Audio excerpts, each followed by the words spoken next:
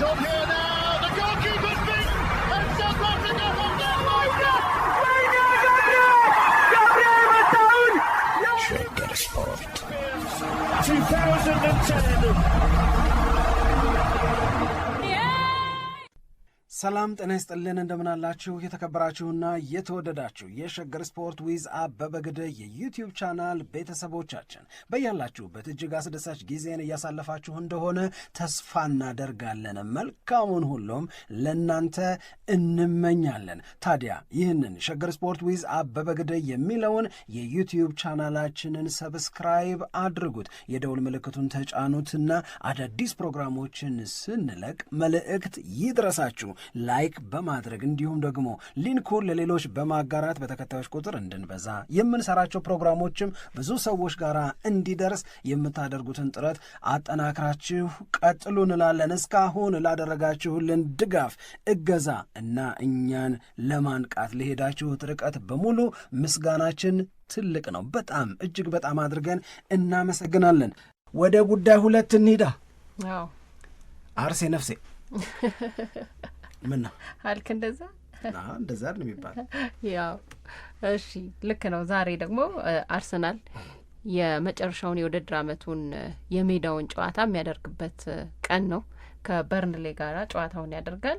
በጣም የሚጠበቅ ጨዋታ ነው። መቼም በዚህኛው የውድድር ዓመት ላይ አብዛኞቹን የአርሰናልን ጨዋታዎች ከውጤት አንጻርና እንደዚሁ ዋንጫ ከማንሳት አንጻር በተደጋጋሚ የሚጠበቅ ጨዋታ እያልን ስንገልጸው ነበረ።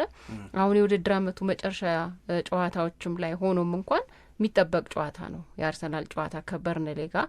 በእርግጥ ብዙዎቹ የቁጥር መረጃዎችም አስተያየት የሚሰጡ ሰዎችም የሚያሳዩት ነገር በሙሉ አርሰናል ይህንን ጨዋታ እንደሚያሸንፍ ነው። ምንም ጥርጥር ብዙ አላየሁም አብዛኞቹ። በበርንሌ በኩል ግን የሚሰጡ አስተያየቶች ደግሞ አሉ።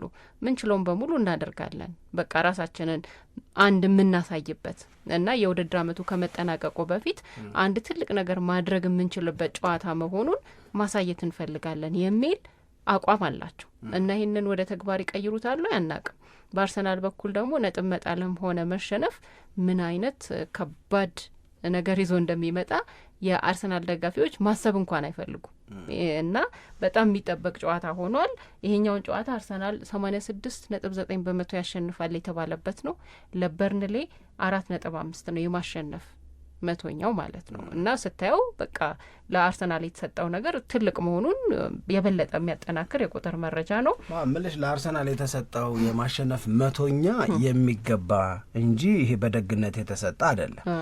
የበርንሌ ተጫዋቾችም ሜዳ ላይ የሚችሉትን በሙሉ ያደርጋሉ። ፕሮፌሽናል ስለሆኑ ያንን ከማድረግ ወደኋላ ይላሉ የሚል ጥርጣሬም መጀመሪያም ስላልነበረን እንትን አይል ምን እንትን አሌ የሚባል አይደለም። አማርኛ እንዴ ነው? አማርኛ እኮ አንዴ አሌ አይባልም እና የምር እንደዛ ነው። አሁን የአርሰናል ደጋፊዎች መተማመን ያለባቸው በርንሌ ቆረጥኩ ቢልም ቆርጫለሁ ቢልም በርንሌ ዘራፍ ቢልም ያ የሚችለውን በሙሉ ሰጣለሁ ቢልም የሚችለውን ከሚሰጠው ቆርጫለሁ ከሚለው ጎብዞ ከሚመጣው በርንሌም በላይ የአርሰናል አቅም ይበልጣል። ለዛ ነው ያኛው የወረደው ያኛው ደግሞ ዋንጫ ለማንሳት የተቃረበው። ስለዚህ የሚጠበቀው ከአርሰናል ከበጣም ጎብዞ ፎክሮ ከሚመጣው በርንሌይም በላይ መሆን ነው። አሁን ችግር የሚሆነው ምንድን ነው ያልሽኝ እንደሆነ የአርሰናል ተጫዋቾች እንደ ደጅ ተመልካቾች እንደኔና እንዳንቺ እንደዚህ በመቶኛ የአርሰናል የማሸነፍ ዕድል 86.9% ነው እንደሚሉት ሰዎች ከተሰማቸው ችግር። ተጫዋች እንደዚህ ሲሰማው አደጋ አለው። ምን ይባላል እሱ? መዘናጋት። ያዘናጋሻል። እርግጠኝነት ከጨዋታ በፊት አይቀሬ ነው ድሉ የሚለው ከጨዋታ በፊት የሚሰማሽ ከሆነ እመኚኝ በጣም በጣም አደጋ ላይ ነሽ። እንደዛ ይሰማቸዋል ብዬ ግን አላስብም። ለምንድን ነው ማላስበው? አርቴታ ያለውን ስለማምን። አርቴታ ምን አለ? በቃ አሁን እነዚህን 3 ጨዋታዎች ናቸው ያሉን፣ ስለዚህ ዋር ሃንቲንግ በቃ ታይ ዋንጫ ነው ሃንት የምናረገዋል። ይሄ በቃ ዋንጫ ሃንት አረጋለሁ ካልሽ ወይም ዋንጫን እያደንን ነው። እሱን በቃ እያነፈነፍን ነው ዋንጫውን ለመውሰድ። ይሄ ኢገርነስ ካለ አደን ውስጥ የምትገቢ ከሆነ ምንድን ነው የምትሆኙ? 100% ፎከስ ነው አይደል የምታረጊው። ተኩሼ ትንሽ መዘናጋት ዋጋው ይሰፍርብሻል መጥቶ። እንደዛ አይነት በቃ አደን ምናምን አይነት ስሜት፣ ይሄንን በምንም ተአምር ላለማባከን የምንችለውን በሙሉ እናደርጋለን አይነት ስሜት ላይ እንደሆነ ሲናገር በቃ መሆን ያለበት ይሄ ነው። ገብቶሻል? ይሄ በርንሌይ ይሄ ሲምፕል ነገር አድርገሽ ወስደሽ ተዘናግተሽ ምናምን ወደ ሜዳ የምትገቢ ከሆነ ለእሱም የሚከፈለው ዋጋ ይኖረዋል። ስለዚህ እኔ አርሰናልን አሁን እዚህ ላይ ደርሶ ትረስት ላላደርገው አልችልም። ማንቸስተር ሲቲ በእውነት ለመናገር ያመነ ይመስለኛል። ከዚህ በኋላ ሪቨርሰብል ነው ወይ? አሁን ብዙ መግለጫ ይሰጣል። ካይ ዎከር ወጥቶ የሚናገረው ነገር አለ። ጉድ እናስብላለን፣ ሁሉም እኛን ዝቅ አድርጎ ነው ያየን፣ ገለመሌ ፔሬሬም ይላል። እንደገና ግላስነር ይመጣሉ። አርሰናል ጋር የሚደረገው የሳምንቱ መጨረሻ ጨዋታ የእሁዱ 12 ሰዓት ቢጀምረው በክሪስታል ፓላስ ሜዳ ብዙ ሮቴታ እናረግም ምንትነን ምናምን ይላሉ። ምን አገባው አርሰናል? ክሪስታል ፓላስም 10 ተጫዋች አንድ በረኛ ይዞ ይምጣ፣ በርንሌይም 10 ተጫዋች አንድ በረኛ ይዞ ይምጣ። አርሰናል በርንሌይን እንደሚያሸንፍ መታመን ያለበት በራሱ አቅም ላይ ነው እንጂ የተዘናጋውን ተስፋ የቆረጠውን አንገት ያቀረቀረውን በርንሌይን አይደለም ተስፋ አድርጎ ወደ ሜዳ መግባት ያለበት።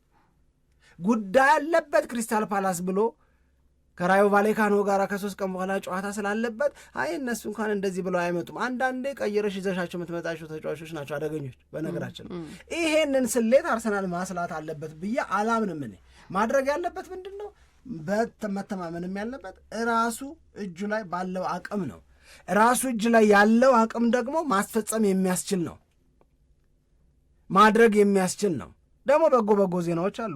የሪካርዶ ካላፊዮሪ ልምምድ መስራት፣ የጁሪያን ቲምበር ልምምድ መስራት ይሄኛውን ጨዋታ ባይመለከትም የውድድር ዓመቱን የመጨረሻ ጨዋታ ሲያደርግ ኦስማን ዴምቤሌ ተጎድቷል። የአርሰናል ፔጅ ላይ ገብተሽ ብታይ ኦስማን ዴምቤሌ ተጎድቶ ጨዋታ አቋርጦ እንደወጣ ሰምታችኋልን? ምናምን እንደዚህ ጻፋ ሊወራ ምናምን፣ ግን ይደርሳሉ አይደርስም፣ ኦስማን ዴምቤሌ ባይገባ ማን ይገባል ምናምን። በቃ አርሰናል በጎ ነገሮች አሉት ብዙ። ከምንም በላይ ግን ይሄ ፊኒሽንግ ላይኑን አይቶ ግን አይ ብዙ እንደተነጋገር ነው ሁሉንም ነገር መወሰን የሚችለው አርሰናል በራሱ ነው አይደል? መተማመንም ያለበት በራሱ ነው። ከዚህ በኋላ ማንቸስተር ሲቲ ጋር ለዋንጫ ፍክክሩ ምናልባት ማንቸስተር ሲቲ በቀጣዮቹ ጨዋታዎች በብዙ የጎል ልዩነት ሊያሸንፍ ይችላል። ጨዋታውን በጣም ዶሚኔት አድርጎ ሊያሸንፍ የሚችልበት እድል ሊፈጠር ይችላል። አርሰናል ግን በራሱ እነዚህን 2 ጨዋታዎች ከበርንሌና ከክሪስታል ፓላስ ጋር የሚያደርጋቸውን ጨዋታዎች ካሸነፈ የማንቸስተር ሲቲ ብዙ ጎል ማስቆጠርም በጣም ዶሚኔት አድርጎ ጨዋታውን ማጠናቀቅም በቃ አድንቀ የምታልፈው ነው እንጂ ዋንጫ የሚያሸልመው ግን አይደለም። አርሰናል ምንድን ነው መሰለሽ፣ አንደኛ የ2 ነጥብ ብልጫ አለሽ፣ ሁለተኛ ሪላቲቭሊ የአንቺ ተጋጣሚዎች ቀለል ይላሉ በንጽጽር። ማንቸስተር ሲቲ 2 ጨዋታዎች ከበርንሌይና ከአስቶን ቪላ፣ አርሰናል ከበርንሌይና ከክሪስታል ፓላስ። የበርንሌይና የክሪስታል ፓላስ አቋም ውጤት ከአስቶን ቪላና ከበርንመዝ ጋር የምታነጻጽሪው አይደለም። ያኛው ወደ ቻምፒዮንስ ሊግ መግባቱን ያረጋገጠ ነው። ይሄ እስከ መጨረሻው ሊቨርፑል ሊታገል ቆርጦ የተነሳ ነው ወደ ቻምፒዮንስ ሊግ ይብን ለመግባት። ከዛ ባለፉት ተከታታይ ጨዋታዎች ያስመዘገበው ውጤት ራሱ አርሰናልንም ኤሚሬትስ ስቴዲየም ድረስ ሄዶ እንዴት እንደደቆሰው ሁላችንም የምናስታውስ ነው አይደለም? ስለዚህ በ2 ነጥብም በልጠሻቸው በ2 ቀሪ ጨዋታዎች ላይ የእነሱ ጨዋታ የበለጠ ከባድም ሆኖ አንቺ የሚጠበቅብሽን ማድረግ ነው እንጂ እኔ ወደ ጎልም መሄድ ለጊዜው አስፈላጊ አይመስለኝም። ድል ላይ ብቻ ነው የተመዘው። ወደ ጎልም ትሄጂ ከሆነ አንቺ አድቫንቴጅ ይሳረለሽ። በአርሰናል ቦታ አድርጌሽ ነው ማለት ግን የበለጠ ጨዋታዎቹ አሁን በተነጋገርነው መሰረት የበርንሌ በተከታታይ ጨዋታ ማሸነፍ ያቃተው በቃ እየተሸነፈ በቃ የውድድር ዓመቱን ተቸግሮ እዚህ የደረሰ ነው። ግን በሜዳው ስለሆነ አርሰናል ለጨዋታውን የሚያደርገው እናም በቃ የተለየ ቫይቭ ለመፍጠር ኢንጆይ አድርገው ዶሚኔት አድርገው ብዙ ጎል አስቆጥረው ጨዋታውን ማሸነፍ አለባቸው። ለደጋፊዎቻቸውም ደግሞ የተለየ ክብር ይሆናል እንዲህ ብሎ የሚሰጥም አንዳንድ አስተያየት አለ። እኔም ሳይ በርንሌ ስለሆነ ሊሆን ይችላል ይሄ አስተያየት የተሰጠው። ማሸነፉ እንዳለ ሆኖ ግን ኤክስትራ ነገር የመፈለግ ነገር ደግሞ አለ። አሁን በርንሌ ከማንቸስተር ሲቲ ጋር ጨዋታውን ባደረገበት ጊዜ እንዳየ ነው ማንቸስተር ሲቲ 1-0 በሆነ ውጤት ነው ያሸነፈው ጨዋታውን። ማንቸስተር ሲቲ ብዙ ጎል ያገባበታል ተብሎ የተጠበቀ ጨዋታ ነበረ። አሁን ግን በመጨረሻ የሜዳው ጨዋታው ላይ በቃ ኢንጆይ ማድረግ አለባቸው የአርሰናል ደጋፊዎች እና ከጥሩ አጨዋወትና ከብዙ ጎል ጋራ ማሸነፍ የሚገባው አይነት ጨዋታ ነው ተብሎ አስተያየት እየተሰጠ ነው የሚገኘው። አሁን ደግሞ አንተ ባነሳው ላይ ስለዛ መጨነቅ አያስፈልግም፣ 1-0 ቢሆን ማሸነፍ ብቻ ይበቃል የሚለው ሀሳብ ነው የተነሳው። ማሸነፉ ምንም ሰዎች ጥያቄ ውስጥ የሚከቱት ነገር አይደለም፣ ግን ተጨማሪ ነገር የመፈለጉን ነገር እንዴት ነው የምታየው ብዬ። ተጨማሪ ማለት ተጨማሪ ምናምን ብዙ ጎል፣ አሪፍ ጨዋታ፣ የመጨረሻ የሜዳው ጨዋታ ነው። ምንም አይወልሽ እንግዲህ ድሮ እንትን አለ ይሄ ሩብ ለ0 ቢኖርም ሩብ ለ0 አሸንፎ 3 ነጥብ ይወሰድ። በዚህ በሁለቱ ቀሪ ጨዋታዎች አንገማገመማ። አሁን እኮ እሱ ነው ሚስ ማድረግ የሌለብን እኛ 3-0 4-0 ምናምን ለምን አላሸነፈም ብሎ ቁጭ ብሎ አርሰናልን የሚገመግም የለም። የሚገመግመው አሸንፎ ዋንጫ ወስዷል ወይስ አልወሰደም ነው። ስለዚህ ለአርሰናል ወሳኙ ነገር ድሉ ነው። ኦልሬዲ እነዚህን 2 ጨዋታዎች ከክሪስታል ፓላስም ከበርንሌይም 4-0 4-0 በሆነ ውጤት ቢያሸንፍም መሀል ላይ ለነበሩት የበዙ 1-0ዎች ትችቱ አይቀርም። የምትቀይሩ ነገር የለም። አሁን መቀየር ያለብሽ ታሪክሽን ነው። ታሪክሽን ደግሞ መቀየር የምትችይው አሸንፈሽ ዋንጫ መውሰድ ስትችይ ነው። ሲቲን መርሳት የሚያስችል እድል እጁ ላይ ያለ አርሰናል ፎከስ ማድረግ ያለበት የራሱ ጉዳይ ላይ ብቻ ነው። የራሱ ጉዳይ ደግሞ ዛሬ በኤምሬትስ ስቴዲየም ጨዋታውን ማሸነፍና ማሸነፍ ብቻ ነው። ፉል ፎከስ የሚያስፈልገው እዛ ላይ ነው። የማድረግ እድሉ ደግሞ በጣም ሰፊ ነው። ስለዚህ አሻግረሽ የጎል ክፍያ አሻግረሽ ማንቸስተር ሲቲ ምናምን የምትይበት ምንም አይነት ምክንያት የለም። አንዳንዴ ደስታሽንም ማጉደል ነው እኮ የሚሆነው። የእውነቴን ነው። ራስሽ ላይ ፎከስ አድርገሽ አንቺ ጋር ባለው ብዙ የሚያስደስት ብዙ ደስ የሚል ነገር መደሰትተሽ እዛ ቤት ምን እየተደረገ ነው ብለሽ ለምን ነው የምታስቢው? ምንም ይደረግ ምን እነሱ ናቸው አንቺን ማየት ያለባቸው እንጂ አንቺ ምንም የሚያሳይ ነገር የለም። መቼ ነው የሚያወርሰናል? የዛሬውን ጨዋታ ካሸነፈ በኋላ ነገ ሲቲ ሲጫወት ሲቲ በበርንመዝ ከተሸነፈለት ነጥብ ከጣለ የክሪስታል ፓላሱ ጨዋታ ጀስት የመርሃ ግብር ማሞያ ምናምን ነው የሚሆነው። ጋርድ ኦፍ ኦነር ይሰጠዋል ምናምን ካልሆነ በስተቀረ አርሰናል የራሱ እጅ ላይ ነው ያለው ዋንጫው። ካላሸነፈው ማሽቀንጥሮ ጥሎት ነው። ካላሸነፈውም ማንም አፉን ቢከፍትበት ተነስቶ አሜን ብሎ መቀበል እንጂ ግን እኮ እንዲህ ስለሆነ ነው ምናምን ብሎ የሚያብራራውም አይደለም። ስለዚህ ሙሉ ፎከስን ማድረግ ያለበት ለዛ ነው። አለማድረግም ደግሞ አይቻልም። ፎከስ አለማድረግም ደግሞ አይቻልም። ምክንያቱም የደጋፊውን መነሳሳት ልነግርሽ ከምችለው በላይ ነው። አትሌቲኮ ማድሪድና አርሰናል ሲጫወቱ በዛች የኤምሬትስ ስቴዲየም አካባቢ ባለች አደባባይ ላይ ግልብጥ ብለው የአርሰናልን ባስ የተቀበሉበት ስነ ስርዓት ዛሬም አለ። ይምሻ ምንም ችግር የለውም ብለዋል። ግልብጥ ብለን ወጥተን ተጫዋቾቹ ወደ ሜዳ ሲገቡ ያንን እኛ ጋር ያለውን ስሜት ይዘውት እንዲገቡ እናደርጋለን ብለዋል። ለምን ብታያቸው ሲረዳ አይተናል፣ ሲጠቅም አይተናል አሉ። ወይስ በጣም ልክ ነው። ስቴዲየም ውስጥ ሲገባስ በተመሳሳይ የሚያፋዘዝ ነገር ምንም እንዳይኖር ያደርጋል። ገብቶሻል ምንሽ? በቃ አሁን ለሴሌብሬሽን እንደተዘጋጀ ደጋፊው ይሄንን ማሳጣት በጣም ከባድ ነው የሚሆነው። ጫናው ማንም አይተርፍ። አንድ ነገር የሚሆን ከሆነ ማንም እንደማይተርፍ ያውቁታል በጫና እና አይመስለኝ። ልክ ነው። ከደጋፊው ጋር የተፈጠረው መተሳሰር ቦንዱ በጣም የተለየ ሆኗል በዚህ የውድድር ዓመት ተብሏል እና አርቴታም ሲናገረው ነበር በጣም የተለየ ነው ከደጋፊዎቻችን ጋር ያለን ቅርበትና አሁን የተፈጠረው ነገር የበለጠ ለድል የሚገፋ ነው ብሎ አስተያየቱን ሰጥቷል። ሌላ ከጨዋታው ጋር በተያያዘ አንድ የተናገረው ነገር ኮንሲስተንሲ ነው እዚህ ድረስ ያደረሰን እና ከዚህም በኋላ ኮንሲስተንት ሆኖ ጨዋታዎችን መጨረስ ከኛ ይጠበቃል። እዚህ ያደረሰን ኮንሲስተንሲ እስከሆነ ድረስ በቀሩት ጨዋታዎችም ላይ ደግሞ ማሸነፍና ያንን ነገር የበለጠ ማጉላት ያስፈልጋል። ካልሆነ ግን የሆነ ነገር ደግሞ ሊያጋጥም ይችላል። አሁን በዚህ ወቅት ላይ ነገሮች ድንገት ከተቀየሩ በጣም ብዙ ነገሮች ደግሞ በአርሰናል ቤት ይበላሻሉ ተብሎ ነው የሚታመነው እና ያ እንዳይሆን የመጨረሻ ስራቸውን ተጫዋቾቹም አሰልጣኞቹም ሁሉም በጣም በተቀናጀ መንገድ ለመስራት ትልቅ ጥረት እያደረጉ እንደሆነ የተገለጸበት ነው። እንደተባለው የመጨረሻው ጨዋታ ነው ለውድድር አመቱ እና በተጫዋቾቹም በኩል የተለየ መነሳሳት እንዳለ ነው እየተገለጸ የሚገኘው። በሶሻል ሚዲያ ፕላትፎርሞቻቸው ላይ የአርሰናል ተጫዋቾች በየጊዜው ለደጋፊዎቹ በቃ የተለያየ መልእክት ያስተላልፋሉ። በጨዋታው ላይ ተጋግዘው ለተሻለ ድል መብቃት እንደሚገባቸው የሚገልጹ ሀሳቦችንም በተደጋጋሚ ሲጽፉ እየተመለከትን ነው የምንገኘው። ስለዚህ አሪፍ ፉክክር፣ አሪፍ ጨዋታ የሚደረግበት ይሆናል ተብሎ ይጠበቃል። በሌላ መንገድ ደግሞ በሳምንቱ መጨረሻ ላይ አንዳንድ መረጃዎች ሲወጡ እንዳየነው ከሆነ አርሰናል የሚቀጥለውን የውድድር አመት የሚለብሰውን ማሊያ ያስተዋወቀበት ነበረ። እንደ ማንቸስተር ዩናይትድ ያው ለብሶት ይጫወታል ባይባልም ግን ፎቶግራፎች በሙሉ ተለቀዋል እና ወደ ኤምሬትስ አሁን ከመጣ 20 አመቱ ነው እና የባለፈውን የሃይብሪን ስቴዲየም የበለጠ በቃ የሚታሰብበት እና ዲዛይኖቹም ላይ ደግሞ እንዲህ አይነት ነገሮች የተካተቱበት እንደሆነ እየተገለጸ ነው የሚገኘው። ይሄም ደግሞ ወደ ስቴዲየም ደጋፊዎቻውን በብዛት የሚመጡበት እና የበለጠ ትስስሩን የሚያደምቅበት አንደኛው መንገድ ነው ተብሎ ሰዎች ማስተያየት ሲሰጡ የነበረበት ነው። ዛሬ 4 ሰዓት ላይ አርሰናልና በርንሌይ የሚያደርጉት ጨዋታ ይጠበቃል። ነገ ማንቸስተር ሲቲ እንግዲህ ከበርንመዝ ጋር ደግሞ ጨዋታውን ያደርጋል።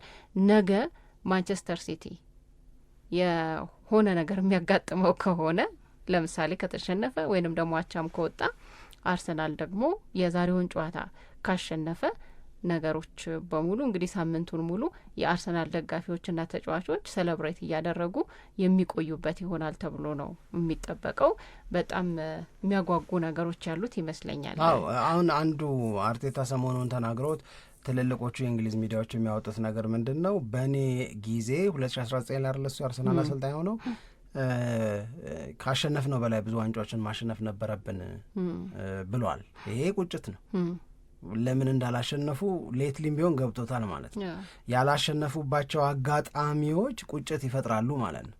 የእውነት ማሸነፍ የሚችልባቸው የውድድር አይነቶች ነበሩ፣ የተለያዩ የውድድር አይነቶችን ማለት ነው።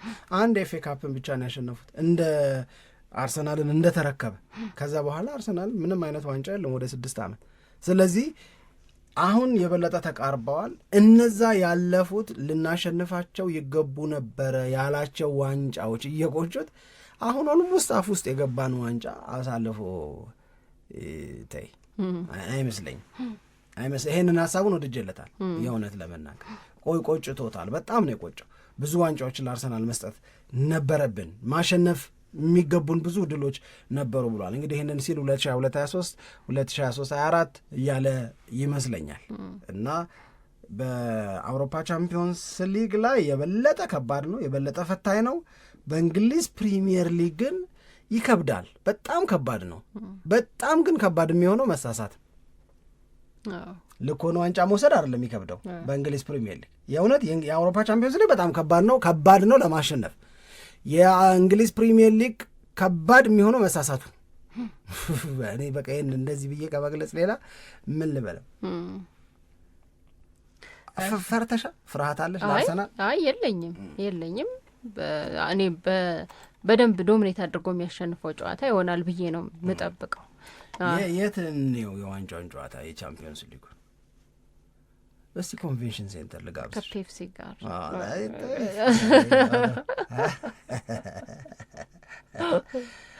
ኮንቬንሽን ሴንተር ለእኔ ቅርብ ነው። ታሪፍ ነገር ነው እንደውም የተዘጋጀው በጣም በነገራችን ላይ በጣም ነው የሚያምረው ኮንቬንሽን ሴንተሩ። እዛ የቻምፒዮንስ ሊግን የዋንጫ ጨዋታ ማየት በቃ ያበደን በጣም አሪፍ ነው የሚሆነው። ግን ያው እስኪ እሺ ለማንኛውም ያው የገና ከወዲሁ ደግሞ ብዙ እየተባለበት ነው የሚገኘው የፓሪስ ሰን ጀርማንና የአርሰናል የዋንጫ ጨዋታ ስለዚህ ጊዜው ሲደርስ ደግሞ የበለጠ ብዙ ነገሮችን እናነሳለን። ምናልባት አትሌቲክ ደግሞ ምን ያለ ነው መሰለሽ ለተለየ የኤምሬትስ ስቴዲየም ድባብ ተዘጋጁ ዛሬ ለማየት ድባቡ ይጠበቃል። የተለየ ድባብ ተዘጋጁ እያለ ነው።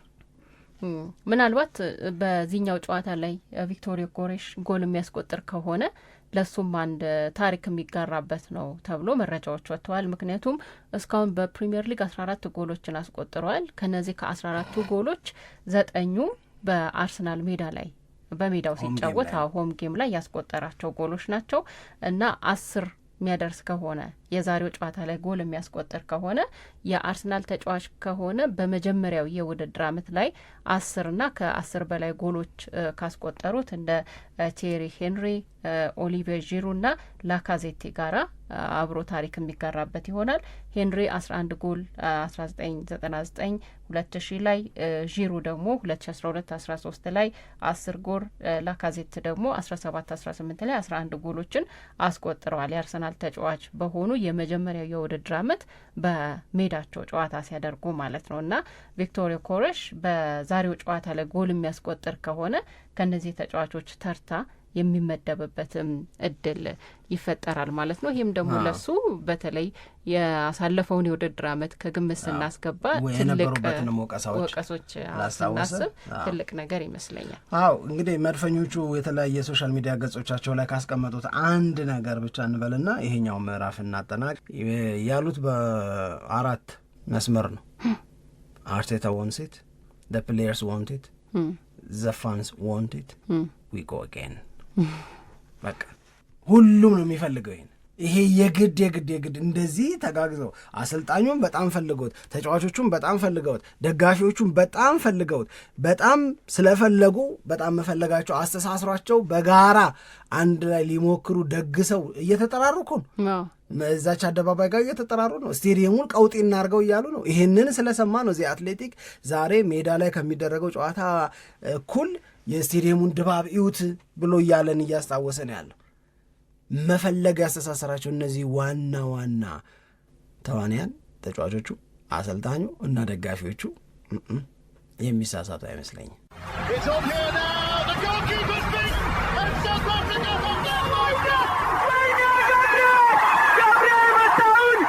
Shaker Sport 2010